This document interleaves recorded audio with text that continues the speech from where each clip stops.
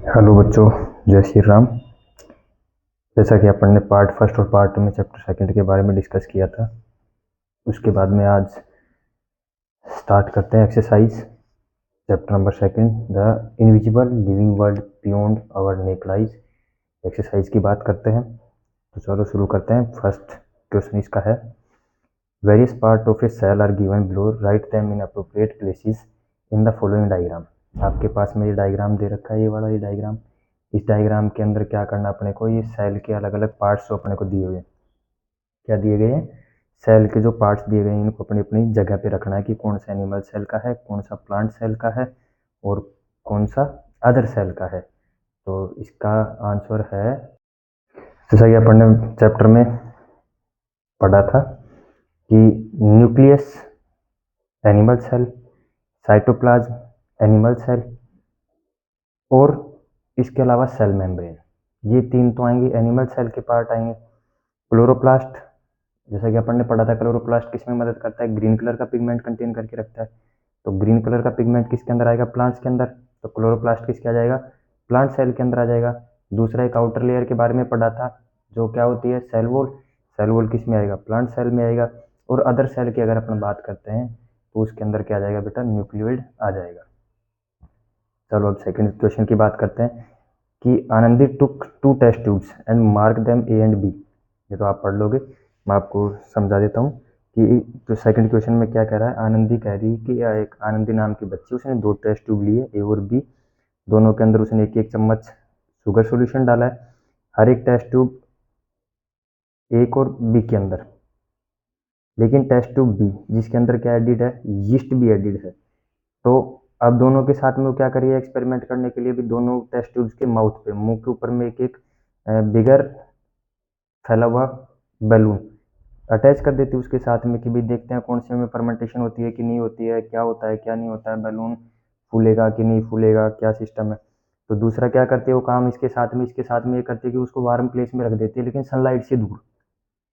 तो इसके according first question क्या आता है अपने पास में, what do you predict will happen after 3-4 days. 3 से 4 दिन के बाद में आप क्या प्रिडिक्ट करते हो, क्या अंदाजा लगाते हो कि क्या होगा? You observe that the balloon attach to test tube B was inflated, what can be a possible explanation for this। तो कहती है कि क्या हुआ कि भाई एक टेस्ट ट्यूब बी के साथ में जो बैलून लगा हुआ है वो फूल गया। इसका कारण क्या कर सकते हो आप? तो इसका कारण अगर अपन बात करेंगे, water evaporate in test tube B and filled the balloon with the water vapour. तो अब ये क्या कह रहा है कि ये कह रहा है कि वाटर इवोपोरेट हो गया। तो इस बात से अपन क्या नहीं करेंगे? एग्री नहीं करेंगे। क्यों एग्री नहीं करोगे? क्योंकि अगर अब वार्म प्लेस में रखना अलग बात हो गई, लेकिन वो क्या कह रहा है कि भाई हम सनलाइट से अवे रख रहे हैं। अब सनलाइट से अवे रख रहा है तो उसके अंदर क्या नहीं होगा? वाटर इवोपोरेट के चांसेस नहीं होंगे। दूसरा कह रहा है warm atmosphere expanded the air inside the test tube B which inflated the balloon. ये कह रहा है कि अगर अपना वार्म एटमोस्फेयर है उसने क्या कर दिया? एयर को एक्सपेंड कर दिया उसके अंदर, जिस वजह से टेस्ट ट्यूब बी के अंदर बैलून्स क्या हो गया? पूरी तरह से इन्फ्लेटेड हो गया। ये भी नहीं बनता है। तीसरा कहता है yeast produce a gas inside the test tube B which inflated the balloon. अभी कहता है कि यीस्ट क्या करता है कि यीस्ट अपने कार्बन डाइऑक्साइड गैस रिलीज करता है, जिस वजह से क्या हो गया? बैलून इन्फ्लेटेड हो गया। देखते हैं। और फोर्थ वाला ऑप्शन क्या दिया इसने, sugar rich reacted with warm air which produce gas eventually inflating the balloon. तो फोर्थ पार्ट इसका डी है, उसमें कह रहा है कि शुगर क्या करती है भाई? वार्म एयर के साथ में रिएक्ट करेगी और गैस प्रोड्यूस करेगी, उसके बाद में बैलून क्या हो गया? इन्फ्लेटेड हो गया। इन सब में से अगर इसका आंसर अपन देखेंगे तो इसका आंसर आएगा अपने पास में सी, यीस्ट। क्योंकि अपन ने पढ़ा है कि जब भी यीस्ट को किसके साथ में रखेंगे? शुगर सॉल्यूशन के साथ में रखेंगे, शुगर के साथ में रखेंगे तो अपना फर्मेंटेशन प्रोसेस स्टार्ट कर देगा। फर्मेंटेशन प्रोसेस स्टार्ट करने के बाद में कार्बन डाइऑक्साइड गैस रिलीज करता है, जिस वजह से बैलून क्या हो गया? इन्फ्लेटेड हो गया। तो बेटे सेकंड नंबर क्वेश्चन का अपने पास में राइट ऑप्शन क्या है? सी, यीस्ट प्रोड्यूस करेगा गैस इसके अंदर, टेस्ट ट्यूब बी के अंदर, जिस वजह से बैलून क्या हो गया? इन्फ्लेटेड हो गया। अब सेकंड क्वेश्चन का सेकंड पार्ट अपने पास में, she took another test tube 1/4 filled with lime water, she removed the balloon from test tube B in such a manner that the gas inside the balloon did not escape. She attached the balloon to the test tube with lime water and shook it well. What do you think she wants to find out? तो ये कह रहा है कि उसने एक और test tube के अंदर क्या किया, 1/4 हिस्सा उसका लाइम वाटर से भर दिया और उसने बैलून को टेस्ट ट्यूब बी के अंदर से हटा दिया। तो इसी मैनर के अंदर गैस जो बैलून के अंदर थी वो क्या नहीं करती? बाहर नहीं निकलती है। जिसको अटैच कर दिया किसके साथ में, लाइम वाटर वाली टेस्ट ट्यूब के साथ में। तो आपको क्या पता लगा इससे, तो आनंदी क्या पता करना चाहती है इसमें, Anandi wants to find out if the gas produce by the yeast is carbon dioxide. वो क्या पता करना चाह रही है कि भैया अपने पास में यीस्ट के द्वारा जो गैस निकली है क्या वास्तव में कार्बन डाइऑक्साइड है। तो lime water turns milky in the presence of carbon dioxide. तो लाइम वाटर की क्या एक प्रॉपर्टीज है जो अपने को क्या शो करेगी कि जब भी अपने पास में क्या होता है लाइम वाटर को कार्बन डाइऑक्साइड के साथ में रिएक्ट कराओगे तो उसका कलर क्या आ जाएगा, मिल्की कलर आ जाएगा। जिस वजह से आनंदी को क्या पता लग गया कि यीस्ट ने जो गैस रिलीज की है फर्मेंटेशन के दौरान वो क्या है, कार्बन डाइऑक्साइड गैस है। चलो अगला क्वेश्चन करते हैं।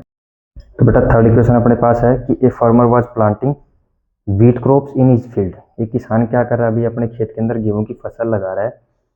ही added nitrogen rich fertiliser in the soil to get a good yield of crop. तो क्या करता है, अपना नाइट्रोजन के फर्टिलाइजर ऐड करता है उसके अंदर जो नाइट्रोजन से भरे हुए हैं अपने बढ़िया पैदावार के लिए। इन द नेबरिंग फील्ड, अगर उसके पड़ोस के खेत की बात करते हैं, another farmer was growing beans. तो दूसरा फार्मर क्या उगा रहा है अपने खेतों के अंदर, फली उगा रहा है, फली बीन्स को फली बोल देंगे अपन।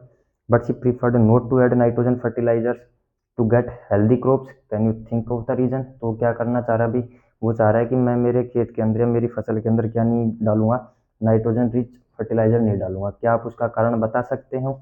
चलो उसका कारण बताते हैं। तो थर्ड क्वेश्चन का आंसर है बेटा, bean crops are leguminous plant that have a symbiotic relationship with nitrogen fixing bacteria in their root nodules.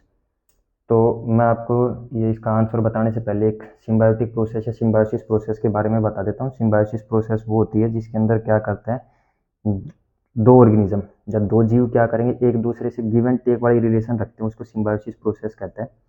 तो चलिए हम इसके आंसर पे बात करते हैं कि बीन क्रॉप्स क्या होते हैं, एक फलीदार पौधे होते हैं, लेग्यूमिनियस प्लांट होते हैं। तो वो जब भी अपने रूट्स की नोड्यूल्स को बोलते हैं गांठें या फिर ऐसा कुछ बोलते हैं नोड्यूल्स को। तो जब भी वो अपने रूट्स के नोड्यूल्स के अंदर क्या करते हैं, नाइट्रोजन फिक्सिंग बैक्टीरिया रखते हैं। नाइट्रोजन फिक्सिंग का मतलब क्या होगा, जो एटमॉस्फेरिक नाइट्रोजन को अपने कंज्यूम कर लेते हैं और कंज्यूम करने के बाद में जब भी वेस्ट मटेरियल रिलीज करते हैं, रेस्पिरेशन करते हैं, तो उस दौरान नाइट्रोजन को कहाँ रिलीज कर देते हो, प्लांट्स के रूट में रिलीज कर देते हैं। अब प्लांट्स के रूट में रिलीज करने के बाद में प्लांट्स कैसे उसको कंज्यूम करता है, with the mixing of water के साथ में कंज्यूम कर लेता है। तो सिम्बायोटिक रिलेशनशिप करता है नाइट्रोजन फिक्सिंग बैक्टीरिया के साथ में जो उसके रूट नोड्यूल्स में प्रेजेंट होते हैं।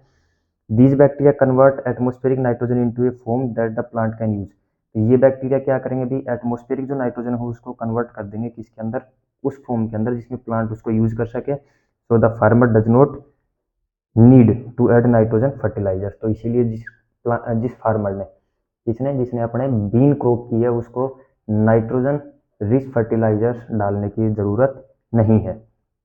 अगले क्वेश्चन की बात करते हैं। फोर्थ क्वेश्चन अपने पास में है, Snehal dug two pits A and B in the garden. Question आप पढ़ लोगे, मैं आपको समझा देता हूँ कि स्नेहल क्या करती है, दो गड्ढे अपने गार्डन में खोदती है। उसके बाद में उसने एक गड्ढे में क्या डाल दिया, गड्ढे ए में पिट 1 में उसने फली और सब्जियों के छिलके डाले और उन्हें सूखी पत्तियों के साथ मिलाया। जबकि दूसरे नंबर गड्ढे में या गड्ढे बी में उसने क्या किया है, एक तरह का कचरा बिना सूखी पत्तियों के मिलाए डाल दिया। अब उसने दोनों गड्ढों को मिट्टी से ढक दिया और 3 सप्ताह के बाद में वो क्या पता करना चाहती है या क्या परीक्षण करने की कोशिश कर रही है उसके बारे में मैं आपको समझाता हूँ।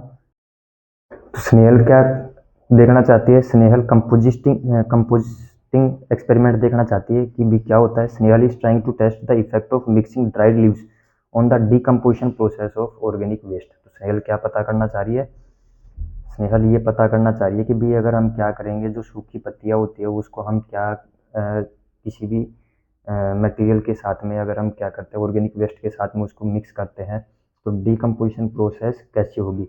मतलब कि स्नेहल जैविक कचरे के अपघटन प्रक्रिया पर सूखी पत्तियों के मिलाने के प्रभाव का परीक्षण करने की कोशिश कर रही है। मतलब कि हम क्या करेंगे, जो भी अपने पास में जैविक कचरा है उसका डिकम्पोजिशन कैसे होगा, अगर कैसे होता है तो वो तो अपने को पता है, माइक्रो ऑर्गेनिज्म कर देते हैं। लेकिन इसके साथ में अपन क्या करेंगे, अगर ड्राई लीव्स सूखी पत्तियां मिलाएंगे तो उससे क्या असर होगा उसका परीक्षण करने की कोशिश कौन कर रही है, स्नेहल कर रही है बेटा इस क्वेश्चन में, 4th नंबर क्वेश्चन। आगे बात करते हैं अपन क्वेश्चन नंबर 5। बात करते हैं क्वेश्चन नंबर 5 की। इसमें कह रहा है identify the following micro organisms. आपको जो इसके अंदर सूक्ष्म जीव हैं जो आपको बताया जाएगा, उसके अंदर आपको सूक्ष्म जीवों की पहचान करने की कौन से हैं। तो फर्स्ट इसकी बात करेंगे। ये कह रहा है I live in every kind of environment and inside your gut. ये कहता है कि मैं हर प्रकार के इन्वायरमेंट में सर्वाइव करता हूँ, पर्यावरण में रह पाऊंगा, और साथ में क्या रहता हूँ, इनसाइड योर गट, मैं आपकी आंतों में भी रहता हूँ। तो बेटा इसका आंसर आएगा बैक्टीरिया। अपन ने जब चैप्टर पढ़ा था तो उसके बारे में डिस्कस किया था। तो इसका आंसर क्या आएगा, फिफ्थ के फर्स्ट का बैक्टीरिया। सेकंड है I make bread and cakes soft and fluffy. मैं क्या करता हूँ भी, ब्रेड और केक को नरम और फूला हुआ बनाता हूँ। तो ये बैक्टीरिया कौन सा आएगा बेटा, ये बैक्टीरिया आएगा यीस्ट। यीस्ट फर्मेंटेशन करता है जिस वजह से केक और ब्रेड क्या हो जाती है, सॉफ्ट और फल्फी हो जाती हैं। थर्ड अपने पास में बेटा इसका part, I live in the roots of the pulses crops and provide nutrients for their growth. अभी आपने बीन्स के बारे में पढ़ा होगा, बीन्स के बारे में अपन ने पढ़ा था। तो बीन्स के अंदर क्या चल रहा था, नाइट्रोजन फिक्सेशन चल रहा था। तो नाइट्रोजन फिक्सेशन कौन कर रहा था, एक तरह का बैक्टीरिया कर रहा था। तो इसका क्या आएगा, ये कह रहा है कि मैं I live in the roots of pulses crops, मैं दालों की फसल की जड़ों में रहता हूँ, and provide nutrients for their growth, और मैं क्या करता हूँ भी उनके विकास के लिए पोषक तत्व प्रदान करता हूँ। तो इसका आंसर क्या आएगा बेटा, राइजोबियम। एक तरह का बैक्टीरिया होता है जो क्या रहता है, जो भी पल्सिस क्रॉप हो गई या लेग्यूमिनियस प्लांट हो गए, इनकी रूट्स में रहता है और वहाँ पे रह के क्या प्रोसेस करता है, नाइट्रोजन फिक्सेशन का कार्य करता है। चलिए हम अगले 6 नंबर क्वेश्चन की बात करते हैं। तो 6 क्वेश्चन में क्या कह रहा है, devise an experiment to test that micro organisms need optimal temperature air and moisture for their growth. कि आप एक ऐसा एक्सपेरिमेंट कीजिए जिससे आपको ये पता लग जाए कि माइक्रो ऑर्गेनिज्म एक ऑप्टिमल टेम्परेचर एयर और मॉइस्चर पे निर्भर करते हैं अपने ग्रोथ के लिए। तो चलो इसका आंसर करते हैं। तो एक्सपेरिमेंट करेंगे अपन माइक्रो ऑर्गेनिज्म ग्रोथ के लिए। तो भी इसको टेस्ट करने के लिए कंडीशंस को हमें क्या चाहिए, अभी हम एक सेटअप करते हैं, अलग अलग पेट्री डिशेज को न्यूट्रिएंट्स मीडियम के साथ में अलग अलग डिश को अपन अलग अलग जगह अलग अलग इन्वायरमेंट में रख के टेस्ट करते हैं कि भी कौन सी वाली स्थिति में कैसा प्रभाव अपने को दिखता है। तो पहली बात हम करेंगे टेम्परेचर के बारे में। टेम्परेचर होता है तापमान। तो place dishes in a warm place, a cold place, at a room temperature. तो हम क्या करेंगे, एक को तो कहाँ रख देंगे भी, गर्म जगह में, एक को कहाँ रख देंगे, ठंडी जगह में, और एक को कहाँ रखेंगे, रूम टेम्परेचर पे, कमरे के तापमान पे रख देंगे। Air, place one dish with the lid on tight and another with the lid slightly ajar. हम क्या करेंगे, एक डिश को ढक्कन के साथ कसकर रखेंगे जिसमें एयर जा नहीं पाए, और दूसरे को क्या करेंगे, थोड़ा सा खुला रखेंगे जिससे कि उसके अंदर से हवा आसपास आर पार हो जाए। अगला अपने पास में है मॉइस्चर। मॉइस्चर के साथ में अपन क्या करेंगे, place one dish in A humid environment and another in a dry environment. हम एक को क्या करेंगे भी, अपने ह्यूमिड नमी वाले पर्यावरण में रखेंगे, और एक को कहाँ रखेंगे, हम सूखे पर्यावरण में रखेंगे। तो अपने पास में क्या आता है, देखो, after few days the growth of micro organism each dish can be compare to determine the optimal conditions. तो हम इसके बाद में क्या करेंगे, डिश के जो वातावरण रहेंगे कुछ दिनों बाद में हमें उसके सूक्ष्म जीवों के विकास की तुलना इष्टतम स्थितियों में निर्धारित करने के लिए की जा सकती है। बेटा ये एक्सपेरिमेंट बताना था, ये अपन ने एक्सपेरिमेंट इसके बारे में बात की है। अब हम करते हैं क्वेश्चन नंबर 7 के बारे में। बेटे 7th क्वेश्चन अपने पास में कह रहा है कि टेक 2 स्लाइसेस ऑफ ब्रेड। आपको ब्रेड के 2 टुकड़े लेने हैं। Place 1 slice in a plate near the sink. आपको जो अपना बर्तन धोने का सिंक होता है उसके पास में रखना है। Place the other slice in the refrigerator. दूसरी स्लाइस को अपने को कहाँ रखना है, फ्रीज के अंदर रखना है। और कुछ 2-3 दिनों के बाद में आपको इसके बारे में कंपेरिजन करना है। कंपेरिज करने के बाद में आपको उसकी ऑब्जर्वेशंस लिखनी है और कारण देना है कि आपकी ऑब्जर्वेशंस के क्या कारण हो सकते हैं। चलिए इसका आंसर मैं आपको बताता हूँ। तो हम बात करते हैं 7th के क्वेश्चन की आंसर की। तो ब्रेड माउल्ड एक्सपेरिमेंट क्या है, ये कहता है the bread slice near the sink will likely develop mould faster than the one in the refrigerator. तो ये कह रहा है कि अपने पास में जो ब्रेड की स्लाइस है, टुकड़ा है, जो किसके पास में रखा गया है, सिंक के पास में रखा गया है, उसमें क्या रहेगा, जल्दी फफूंद डेवलप होंगी किसके, रेफ्रिजरेटर में रखे जिसकी बजाय। This is because the area near the sink is likely warmer and more humid. क्योंकि अपने पास में जो सिंक का जो इलाका रहेगा वो क्या रहेगा भी, ज़्यादा नमी युक्त रहेगा, और दूसरा क्या रहेगा, थोड़ा आर्द्र मौसम या गर्म भी रहेगा। Which are ideal conditions for mould growth. जो क्या है भी, मोल्ड ग्रोथ या फफूंद ग्रोथ करने के लिए क्या है अपने पास में सबसे बेस्ट कंडीशंस हैं। The refrigerators cold and dry environment slow down the growth of micro organisms. जबकि अपने पास में रेफ्रिजरेटर का जो ठंडा और सूखा वातावरण होता है वो सूक्ष्म जीवों का विकास क्या कर देगा बेटा, धीमा कर देगा। चलिए हम करते हैं क्वेश्चन नंबर 8 की बात। क्वेश्चन नंबर 8 अपने पास में बेटा, student observes that when card is left out for a day it becomes more sure, what can the two possible explanation for this observation. तो एक बच्चा क्या करता है, उसने देखा कि हमने एक दिन के लिए दही को बाहर रख दिया तो थोड़ा ज़्यादा खट्टा हो गया। तो क्या आप अपने इस कंडीशन का या अपनी ऑब्जर्वेशन के बारे में कोई दो एक्सप्लेनेशन दे सकते हो? चलिए शुरू करते हैं आंसर। तो क्वेश्चन नंबर 8 का बेटा सोल्यूशन है कि जब अपने पास में दही, the souring of curd is cause by the growth of bacteria specially lactobacillus, कि अपने पास में लैक्टोबैसिलस नाम का एक बैक्टीरिया होता है, उसकी ग्रोथ के चलते क्या होता है, हमारे पास में दही खट्टा होता है। इसका जो पॉसिबल एक्सप्लेनेशंस हैं वो क्या है, bacteria convert the lactose into lactic acid which gives the curd its sour taste, कि बैक्टीरिया क्या कन्वर्ट कर देता है, अभी लैक्टोज को लैक्टिक एसिड में तोड़ देता है, तो उसमें कन्वर्ट कर देता है, जिस वजह से क्या होगा, दही थोड़ा खट्टा टेस्ट आ सकता है अपने पास में। दूसरा इसका रीजन है warm temperature of the room provides an optimal environment for the rapid production of the bacteria leading to increase lactic acid production. तो हमारे जो कमरे का गर्म तापमान होता है वो क्या कर देता है, अभी बैक्टीरिया को तेजी से प्रजनन करने के लिए या तेजी से उसका फर्मेंटेशन करने में हेल्प कर देता है, जिस वजह से क्या होगा, उसका ऑप्टिमल टेम्परेचर मिल जाता है, ऑप्टिमल इन्वायरमेंट का इष्टतम वातावरण प्रदान कर देता है, जिस वजह से leading to increase lactic acid production. तो बैक्टीरिया क्या कर देता है, लैक्टिक एसिड का उत्पादन बढ़ जाता है बैक्टीरिया की वजह से। ये था अपने पास में 8th क्वेश्चन का आंसर। इसके बाद हम बेटा बात करेंगे 9th क्वेश्चन से। चलिए हम क्वेश्चन नंबर 9 और इस चैप्टर के लास्ट क्वेश्चन की बात करते हैं। ये कह रहा है कि आपको 2.5 फिगर में जो दिया गया है सेटअप, उसके अकॉर्डिंग आप क्या करो, नीचे लिखे हुए क्वेश्चन के आंसर दो। तो पहला क्वेश्चन अपने पास में, what happen if the sugar solution in flask A, कि फ्लास्क ए में जो अपने पास में शुगर सॉल्यूशन है उसका, उससे क्या होगा अगर हम मिला देंगे तो जब भी फ्लास्क ए में अगर अपने पास में क्या है, शुगर सॉल्यूशन है, तो उससे क्या हो जाएगा, यीस्ट फर्मेंटेशन प्रोसेस हो जाएगी और वो क्या बना देगा बेटा, इथेनॉल और कार्बन डाइऑक्साइड गैस का उत्पादन कर देगा। ठीक है। सेकंड अपने पास में, what do you observe in test tube B after 4 hours, why do you think this happen. आपने क्या किया है 4 घंटे बाद में, आपने टेस्ट ट्यूब बी के अंदर क्या अंतर देखा या क्या ऑब्जर्व किया और आपने इसके बारे में क्या सोचा। तो जब भी हम क्या करेंगे, टेस्ट ट्यूब बी के अंदर 4 आवर्स लेटर, 4 घंटे के बाद में जो आपने पानी देखोगे वो पानी क्या हो जाएगा, लाइम वाटर जो है वो मिल्की कलर का हो जाएगा। ये किस वजह से होता है, क्योंकि अपन ने जब टेस्ट ट्यूब ए के अंदर यीस्ट के द्वारा जो कार्बन डाइऑक्साइड गैस और दूसरी कौन सी वाली,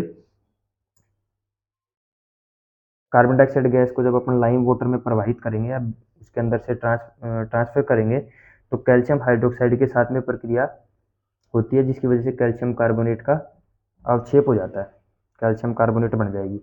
तीसरा अपने पास में है बेटा, what would happen if the yeast was not added in flask A, कि अपने पास में अगर फ्लास्क ए के अंदर क्या नहीं मिलाया जाए, ईस्ट नहीं मिलाया जाए तो क्या होगा। तो यदि ईस्ट को नहीं मिलाया जाएगा इसके अंदर, टेस्ट ट्यूब ए के अंदर, तो कोई भी फर्मेंटेशन प्रोसेस नहीं होगी। ये था बेटा अपना 9th क्वेश्चन और इसी के साथ में अपना चैप्टर कंप्लीट होता है।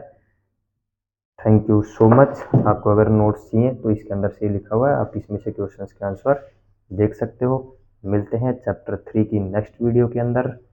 Thank you.